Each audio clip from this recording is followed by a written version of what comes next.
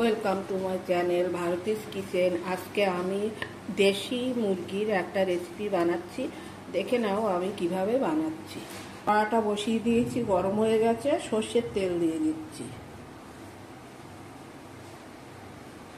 প্রথমে আলুগুলো ভেজে নিচ্ছি। আলুগুলো লাল লাল করে ভাজবো। আলুটা ভাজা হয়ে গেছে, তুলে নিচ্ছি। প্রথমে হাফ চামচ মতো হিং দিয়ে দিচ্ছি, গোটা গরম মশলাটা দিয়ে দিচ্ছি, রসুনটা দিয়ে দিচ্ছি, তেজপাতা দুটো ছিঁড়ে দিয়ে দিলাম, পেঁয়াজটা দিয়ে দিচ্ছি, আদাটা এর মধ্যে দিয়ে দিলাম। এবার ভালো করে এগুলোকে ভেজে নেব।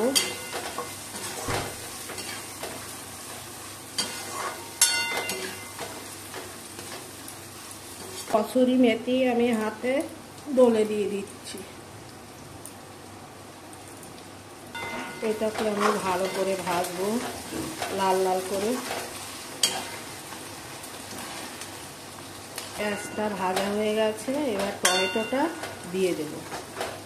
টমেটোটা দিয়ে দিচ্ছি, লবণটা দিয়ে দিচ্ছি, হলুদটা দিয়ে দিচ্ছি, গুঁড়ো লঙ্কাটা দিয়ে দিচ্ছি, ধনে গুঁড়োটা দিয়ে দিলাম, জিরে গুঁড়োটা দিয়ে দিচ্ছি, কাঁচা লঙ্কাগুলো দিয়ে দিচ্ছি।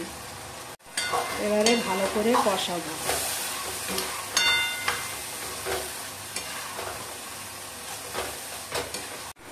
মশলাটা দিয়ে তেল ছেড়ে দিয়েছে, আমি এবার মাংসগুলো দেব।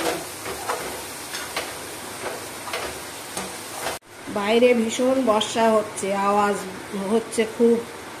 আমি মাংসগুলো দিয়ে দিচ্ছি। এবারে অল্প আছে ঢাকা দিয়ে রাখবো। আলু 4টে দিয়ে দিলাম, ঢাকা দিয়ে দিচ্ছি। গরম মশলাটা আমি এখন দিয়ে দিচ্ছি, পরে দিলে একটু গন্ধ বের হয় বলে আমাদের বাড়ির কেউ খেতে চায় না, তা আমি এই কষানোর সময় এই গরম মশলাটা দিই। মাংসটা বেশ ভালো, আজকের মাংসটা ভালো দিয়েছে। অল্প আছে ঢাকা দিয়ে দিয়ে রান্না করব।